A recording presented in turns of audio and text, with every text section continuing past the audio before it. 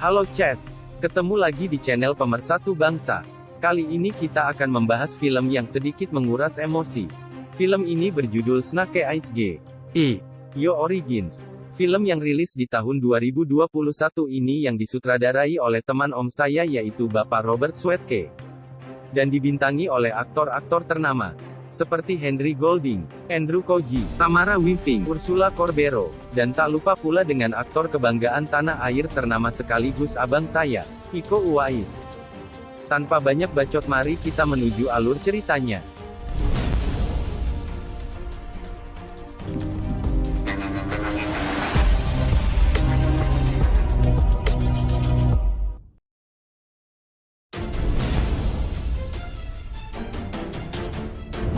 Cerita diawali dengan memperlihatkan seorang ayah bersama anaknya yang sedang berjalan.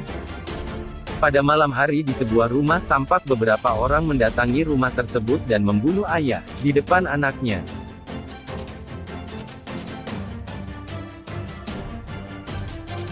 Beberapa tahun berlalu anak itu pun tumbuh menjadi seorang petarung jalanan yang tangguh. Anak itu disebut Snake Eyes. Setelah bertanding Snake ditemui oleh seseorang yang katanya akan membantunya untuk menemukan pelaku pembunuhan ayahnya asalkan ia mau bekerja dengannya. Orang itu bernama Kenta tidak pakai NG. Akhirnya Snake setuju dan mereka pun sepakat untuk bertemu di sebuah dermaga. Keesokan harinya di sebuah dermaga yang sudah disepakati, Snake datang untuk memulai pekerjaannya yaitu menyelundupkan senjata ke dalam perut ikan.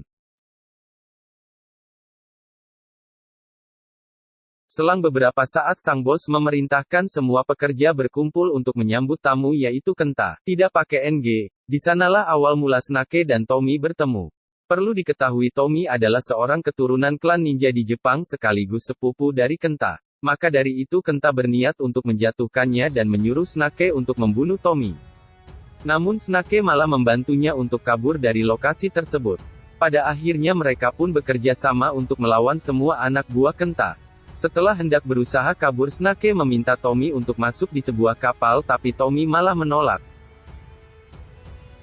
Dan masih melawan Kenta. Disitulah pertarungan sengit kedua keturunan ninja itu berlangsung. Namun sayangnya kehebatan Tommy masih belum bisa mengimbangi kehebatan Kenta yang masih tidak pakai NG. Melihat hal itu Snake pun kembali membantu Tommy dan mengajaknya masuk ke dalam sebuah truk. Sayangnya semua anak buah Kenta membawa badik dan menancapkannya ke truk tersebut. Di tengah kekacauan itu akhirnya truk berjalan mundur dan membuat beberapa anak buah Kenta tergulintak dan terhempas. Beruntungnya di tengah kekacauan itu polisi pun datang untuk mengamankannya. Namun ternyata Snake terluka dan pingsan kodong. Setelah beberapa saat di sebuah pesawat Snake tersadar dan ditemui oleh Tommy. Karena merasa berutang budi Tommy hendak mengajaknya ke Jepang untuk mengunjungi klan bernama Arashikage tidak pakai T. Singkat cerita mereka pun tiba di Bandara Sultan Hasanuddin dan hendak langsung menuju kastil. Saat tiba di lokasi Tommy memperkenalkannya kepada salah satu keamanan kastil di sana yang bernama Akiko.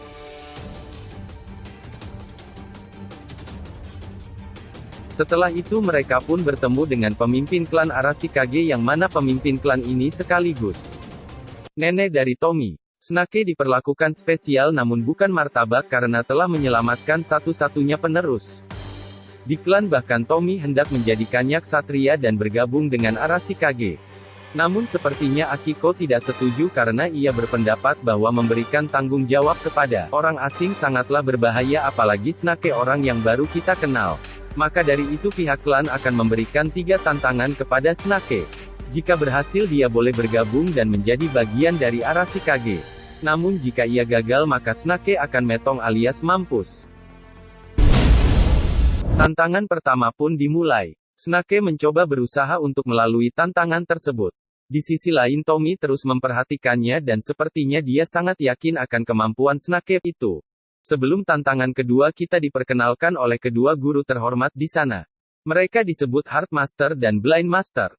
Tahap pertama dibawakan oleh Heart Master yang mana aturan pertama mereka sama-sama membawa sebuah mangkuk yang diisi dengan air. Snake bertugas mengambil mangkuk Heartmaster tanpa menjatuhkan air yang ada di dalam mangkuk tersebut. Snake memiliki 4 kali kesempatan untuk tantangan tersebut.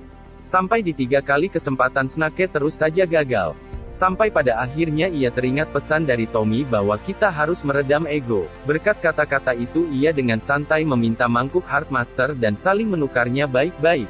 Itulah kunci dari tantangan kedua Snake. Singkat cerita malam pun tiba. Heartmaster dan Blind Master menggelar acara kecil-kecilan untuk Tommy sebagai calon pewaris klan. Tommy pun berkata jika kelak ia jadi pemimpin, Tommy ingin menjadikan Snake sebagai ksatria sekaligus mengangkatnya menjadi orang kepercayaannya. Setelah itu, Snake meminjam sepeda motor dengan alasan untuk membeli Choto. Padahal Snake pergi menemui Kenta, yang faktanya mereka sudah bekerja sama untuk tujuan masing-masing. Kenta ingin Snake mengambil permata matahari milik klan yang tersimpan di kastil. Sedangkan Snake ingin bertemu dengan pembunuh ayahnya. Keesokan harinya Snake sedang berjalan-jalan dan bertemu dengan Tommy. Tommy pun menceritakan tentang permata matahari yang sangat dilindungi dari setiap generasi klan.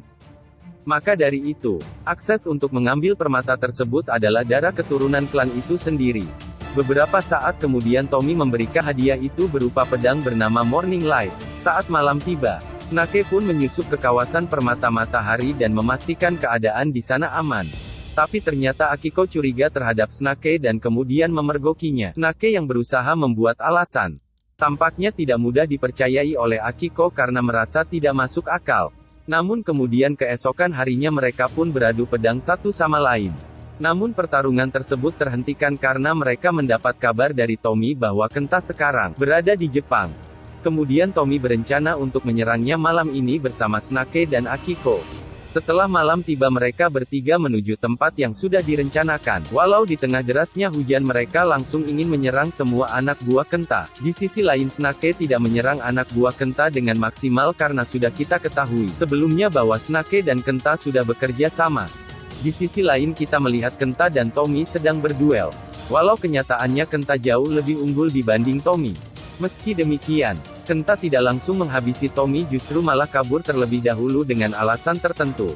Pada saat di markas Kenta, mereka menemukan banyak senjata yang diselundupkan oleh organisasi penyalur senjata ilegal. Yang disebut Cobra, diduga senjata itu akan digunakan Kenta untuk melawan Arashikage. Kemudian Tommy menghubungi Scarlet untuk membantunya. Scarlet adalah anggota unit kontra-terorisme global elit yang sangat ahli. Dari komunikasi WhatsApp Scarlet menginformasikan bahwa ada anggota Cobra yang bernama Baroness. Ternyata Baroness sudah bekerja sama dengan Kenta. Mendengar hal itu Snake hendak menemui Kenta. Akiko yang masih curiga kepada Snake, diam-diam mengikutinya dari belakang. Namun hal itu diketahui oleh Snake dan berusaha mengelabuinya. Sesampainya di markas Kenta, Snake pun bertemu dengan Baroness. Snake tidak menduga bahwa mereka terlibat dengan pihak teroris yang sangat berbahaya. Namun Baroness berkata kerjasama ini saling menguntungkan. Bahwa Kenta ingin menguasai klan. Sedangkan Baroness ingin permata matahari dan Snake sendiri ingin bertemu dengan pembunuh ayahnya. Kemudian Snake pun setuju lalu pergi dari tempat tersebut. Singkat cerita, tibalah tantangan kedua untuk Snake, di mana tantangan tersebut diberikan oleh Blind Master. Blind Master memberikan sebuah cahaya dan meminta Snake untuk mengikutinya.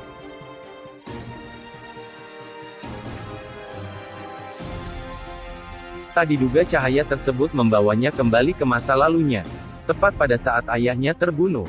Tiba-tiba Snake bertemu dengan ayahnya lalu meminta maaf karena tidak mampu menyelamatkannya pada saat itu. Namun ayahnya berkata bahwa keselamatan anaknya yang paling penting. Kemudian Snake kembali bertemu Blind Master. Blind Master menjelaskan bahwa tantangan tersebut bertujuan untuk mengetahui kelemahan diri sendiri. Lalu Snake pun mengakui bahwa ia belum bisa melupakan masa lalunya itu. Beberapa saat kemudian Akiko memasuki kamar Snake dan mengutarakan kecurigaannya terhadap Snake. Snake kemudian berkata jujur kepada Akiko tentang masa lalunya yang sangat kelam, yaitu ayahnya dibunuh saat ia masih kecil dan tepat di hadapannya. Akiko akhirnya luluh dan mulai mempercayai Snake. Tibalah tantangan ketiga untuk Snake. Di tantangan kali ini Snake diminta untuk turun di sebuah lubang. Di mana lubang itu terdapat beberapa ular raksasa. Konon katanya ular tersebut tidak akan menyerang orang-orang yang hatinya suci. Saat bertemu dengan ular yang dimaksud, Snake pun mulai menenangkan hati ular tersebut. Namun karena terlalu cepat mengambil keputusan, Snake pun terpaksa harus diserang oleh beberapa ular raksasa di sana. Melihat hal itu Akiko merasa tak tega dan langsung turun menyelamatkan Snake. Karena sudah berpengalaman Akiko bisa menenangkan hati ular tersebut. Karena merusak tantangan, pemimpin pun kecewa terhadap Snake. Kemudian Snake mengakui bahwa masih ada cicilan motor serta tagihan PLN yang menunggak. Dan juga masih tersimpan dendam atas pembunuhan ayahnya. Itulah alasannya mengapa ia gagal dalam tantangan ketiga. Setelah kejadian itu Snake menemui Tommy yang sudah merasa kecewa. Dan untuk meyakinkan Tommy, mereka pun sama-sama melukai tangannya menggunakan pedang Morning Light dan berjabat tangan. Untuk membuktikan kesetiaan Snake. Namun siapa sangka bahwa itu hanyalah jebakan untuk Tommy agar Snake mendapatkan DNA-nya. Dan memudahkan akses masuk mengambil permata matahari. Dan ternyata semua itu benar. Snake berhasil mengambil permata matahari. Setelah berencana untuk kabur, ia tiba-tiba dipergoki oleh Akiko yang tidak percaya bahwa mereka sudah dikhianati oleh Snake. Meskipun Akiko sudah berusaha untuk mencegahnya, Snake tetap berhasil kabur dari tempat tersebut. Mendengar hal itu, membuat Tommy merasa sangat kecewa dan marah. Setelah tiba di markas Kenta, Snake pun langsung memberikan permata tersebut sekaligus menagih janji bahwa akan bertemu dengan pembunuh ayahnya.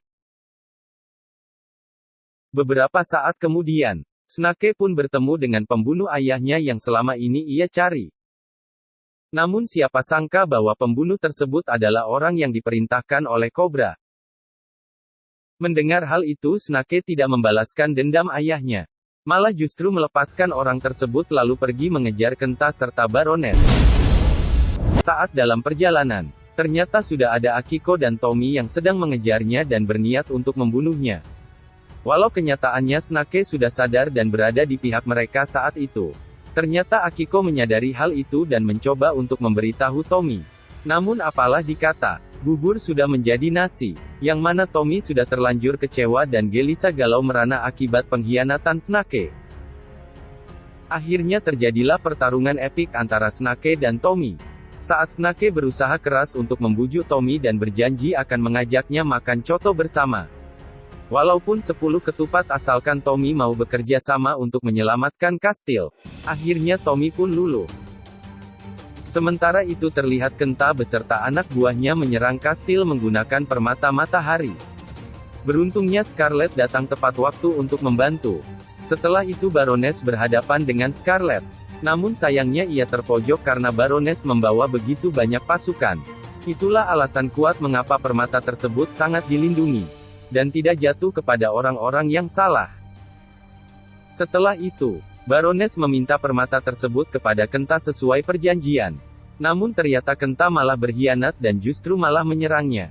Karena hal itu akhirnya Baroness berada di pihak Arashikage untuk melawan Kenta.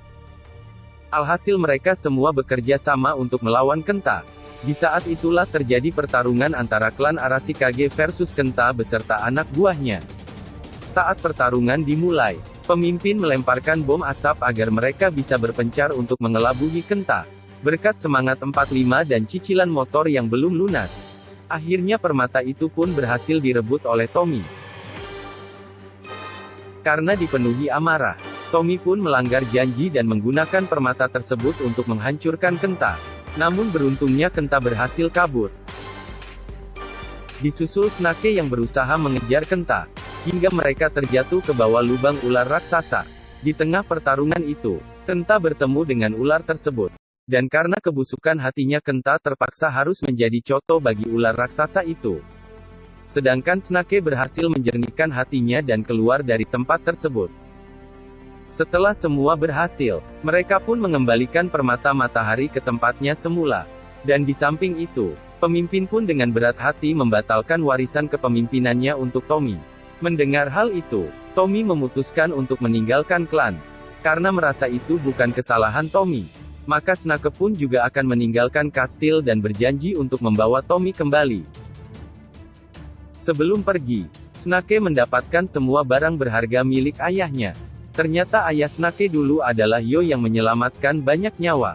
Di akhir cerita Snake kini mendapatkan posisi ayahnya. Setelah menggunakan kostum milik ayahnya, Snake pun berpamitan untuk menyusul Tommy dan berjanji akan membawanya pulang.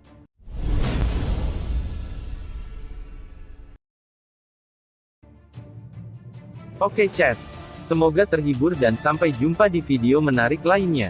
Saya kru dan beberapa juru parkir serta abang-abang Coto yang bertugas mohon undur diri. See you next time, bye-bye.